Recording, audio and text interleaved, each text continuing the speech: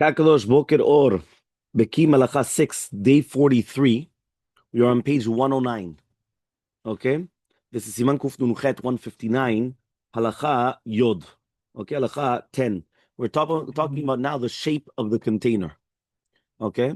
So it says over here as follows. If a container was manufactured purposely without a stable and flat bottom, so that it is not held in place or supported, right, it will fall over and its contents will spill out. It's nevertheless considered a viable keli, and it can be used for the mitzvah Netilat Yadayim. Why? Because that's the way it was manufactured. Zotomet kacha mitzru ota, right? That's how they made the utensil. If it was originally manufactured with a flat, stable bottom, allowing it to stand upright and right on its own, but afterwards it was dented or broken, so it's no longer able to stand upright and hold its contents without being supported. It is no longer considered a keli, since it cannot hold a revi'it without support. If someone repairs it so that it can now hold at least a revi'it without any support, and maybe once used again for Netilat Yadayim. If the dented container still holds at least a revi'it of water, even when lying on its side without support, it's still kosher. In these cases, however, one must make sure to use only as much water as the container can hold when lying without being supported. If he uses more than that amount, so then again, that extra amount is not considered to be held in a container. So to a minute, it has to be that it's able to stand on its own. And if it's not going to be standing on its own, it's going to become a problem. Let's see the footnote. So in the footnote, you have over here a container that can hold water only if its top is sealed shut. So Shulchan Aruch described a sprinkling can, a bell-shaped container with a perforated bottom and narrow opening on the top. As long as someone keeps his fingers tightly on the top of the opening, no water is going to fall through. Right, so he says this container may be used for Netilat Yadayim since the container was made to be used in this manner. It is considered a keli. Mishabra demonstrated a number of poskim disagreeing with this ruling, and he says, but in practice, we still rely upon the Maran. As Sephardic Jews, we could rely upon Maran's opinion, even if it's going to be lenient. Once we've established that one could perform the mitzvah in this way, so then you could say also the beracha, right, as well. And we do not say safek berachot lakel in this case, right? Because since basically we are relying upon Maran, so we're not going to come and say safek berachot lakel. What about a soup ladle, right? Because technically speaking, can you do netilat yadayim with a soup ladle? Yeah, you've got the soup ladle. You come, you take the water, and now can you do netilat yadayim with the soup ladle?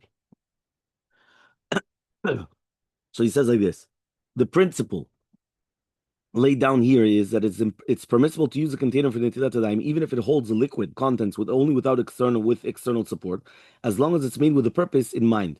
Shulchan Aruch, however, Maran ruled that a leather flask must be fitted with a base that enables it to stand on its own. Otherwise, it's not fitting for a mitzvah. This seems to contradict the previous halacha about the spraying can. The Taz reconciled this, explaining that the leather flask has no inner space at all when it's empty. It lies flat and it's shapeless. Other containers still have a shape. So Matei Yehuda and the Ben Etzion Lichtenman offered another viewpoint. The leather flask is disqualified because its main use is to hold solid items. If the container's main purpose is to hold liquids, such as a sprinkling can, then it's kosher even though it can hold liquids even without assistance. So Bikitsur, we have a stira, we have a contradiction. There's a can that's like a spraying can that Shulchan Aruch says is kosher. And then Manan is talking about and then it's talking about a utensil where he says that it's not kosher. So it's much a contradiction. So one answer is solids and liquids. That's one answer. He comes and he says, finally, right, the Mamar Mordechai explained that if the container is normally used to hold liquids by supporting it from the bottom, right, it's kosher. A leather flask is used by holding up its top edges, not by supporting it from the bottom. Thus, we have four different possible ways to understand the ruling of Maran. So, according to the Bet David, a soup ladle is fit for the mitzvah, since its purpose is to transfer the liquids and to facilitate pouring liquids. And that's how the Piskei Teshuvot and Al also explained the position of Maran. Okay, but according to other opinions, it could be disqualified. So therefore, you have in conclusion, there's a whole machloket, can you use it or not? That's what he wants to say. It's a machloket. He says, right, technically speaking, right, it's better to avoid it because if there's a machloket, and it could be that it's not kosher for netilat yadayim, so why are you going to get yourself into such a question? Okay, what about a plastic bag? Plastic bags cannot hold liquid unless they are held up. So therefore, obviously, they're disqualified for netilat yadayim. What about milk bags? So in Eretz Yisrael, right here, I've never seen it. You have milk bags in the bags now, right? But in Israel, it's very very common. Everything's bags. Yeah, everything is plastic bags. Yeah. So he says in the land of Israel, milk is marketed in plastic bags. At home, the bag is inserted. Ah, very good. So they have the holder. So he says they snip it off and then they put it over there. If someone would cut open the top of an empty milk bag and fill it up with water, can you use it for Netilat Yadayim? So he says according to Mata Yehuda, it would be kosher since again it's made for liquids. But according to the Taz and the Bet of Imam Mordechai, however, it's disqualified. So obviously, again, we should be careful and not to use it because you don't want to get yourself into a machloket.